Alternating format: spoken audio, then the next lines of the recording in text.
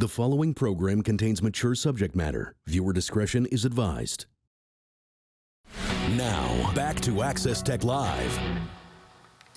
September is Suicide Prevention Month, a time to emphasise the importance of mental health and well-being. Now, a recent episode of the series You Can't Ask That highlighted this issue by exploring the topic of depression. Here's a clip.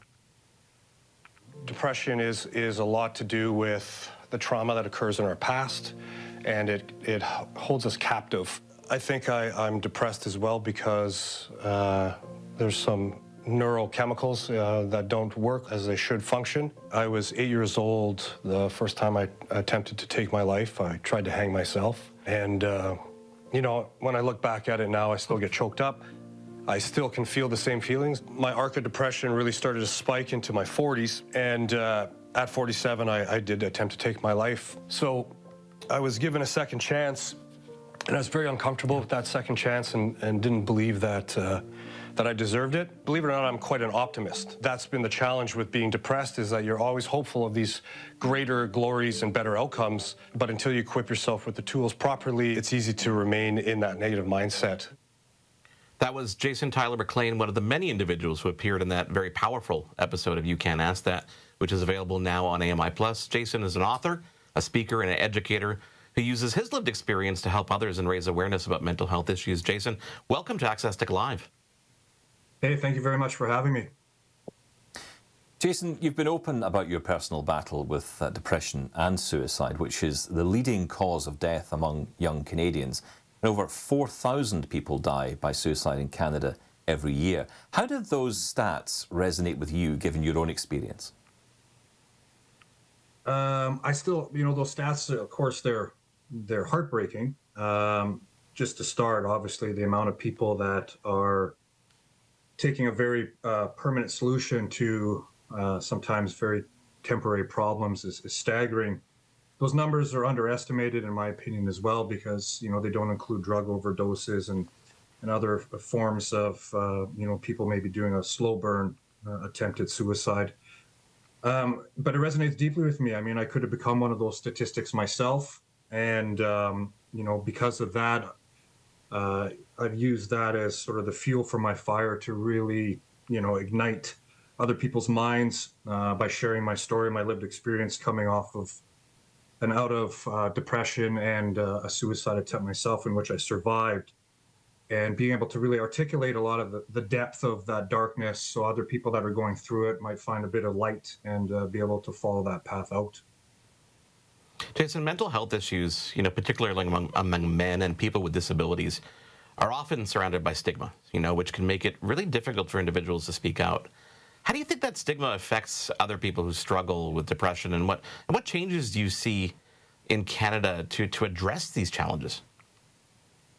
Well, stigma, for sure, it's like a big wall made of many layers of bricks and mortar, and it becomes a huge obstacle for people to either get around or over or through. And so what it does is it prohibits up to 70% of most people from going in and actually getting treatment or a diagnosis where they could start to put a treatment plan together to, aid in depression or anxiety or a mental illness, eating disorder, whatever. Statistically, Canada is in the lower of the G7 countries for its mental health budgets and executions within those budgets to help people. So there are, really long waiting times here in Canada for people to get proper treatment, which is, again, another, if you're already facing a bit of stigma and you're having that difficulty because you're worried about what people are going to think or say about you, and then all of a sudden, you got to wait for 18 months to get in to see someone to get a proper diagnosis. In that time, it becomes really difficult for people to follow through. So I know there's a lot more awareness and there's a lot more, we're talking about it a lot more, but I still think there needs to be a lot more action by our government in Canada on a provincial level, everything, right? So, but it starts with conversations. Those conversations lead to actions, and those actions will lead to better results. Yeah, I think there's a lot of us who would say that social media, so the smartphone itself, has been a big driver of serious mental health problems around the world. Yet, as someone who's disabled, I see so many benefits and values of technology. How has technology helped you? Because I guess, technology it plays a part in our lives. It's not just a device to check our, bank balance or, play a game. It's more than that, isn't it? It's about connection with the outside world. How has that helped you? Yeah, so the phone, or the supercomputer that we call a phone, because barely any of us ever actually phone people, but it's a bit of a double-edged sword, because again, you have access to literally everything, right, with this thing. So for me, I can use it in really positive ways. I can reach thousands and thousands of people, hundreds of thousands of people with some of my my Instagram posts and stuff like that. So it's really exciting that way, and I can share some good guidance and insights and strategies on how to cope positively with depression or anxiety or other mental disorders and illnesses and mental health challenges out there. However, with social media, I call it a weapon of mass distraction, because these, these things are they're set up to override and overwhelm our brains, and we're taking in so much information so fast. Our brains aren't built to do that. And so it causes all kinds of neurological complications, as well as we're living in a state of comparison where we're looking at all these other lives, and we're over consuming so many other people's lives that that has a really dramatic effect on people's mental health. And if you're already going through a really tough time, and then all of a sudden you're watching all these other people, put up their fake life on social media of how incredible everything is, it could really start to get down. And so, social media has been linked to a 300% increase in depression in teenage girls, in North America. And that's a staggering statistic.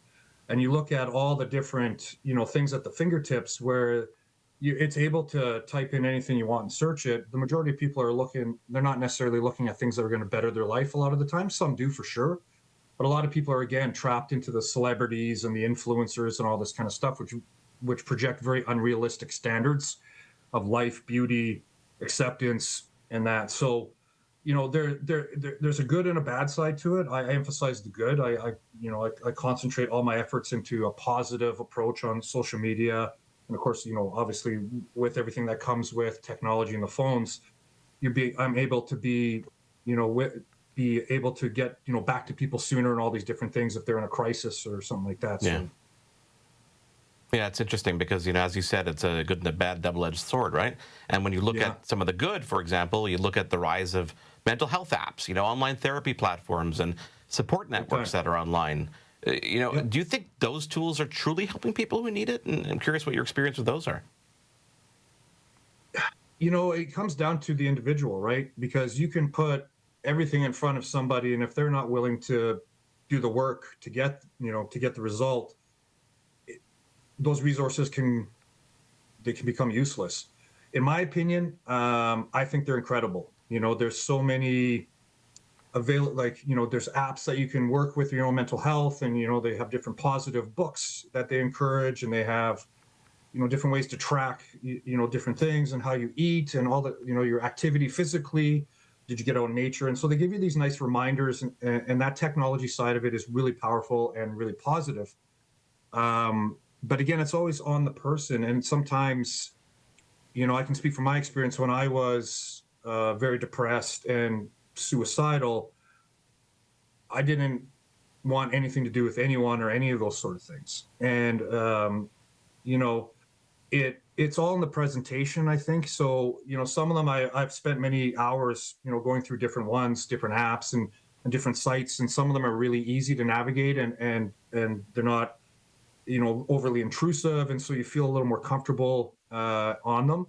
And there's others that it's just, that, again, it's all to the individual's taste. But there's some on there that I thought were, useless, right? So, but the fact that there is that's so much more availability for resource, that is incredible for sure. That is a huge positive. Jason, we're going to take a quick break and come back because we were just scraping the surface here. So everybody stay there. When we come back, we're going to talk more with Jason right here on Access Tech Live. Stick around. If you or someone you know is thinking about suicide, call or text the Canadian Suicide Crisis Helpline at 988. Support is available 24 hours a day, 7 days a week.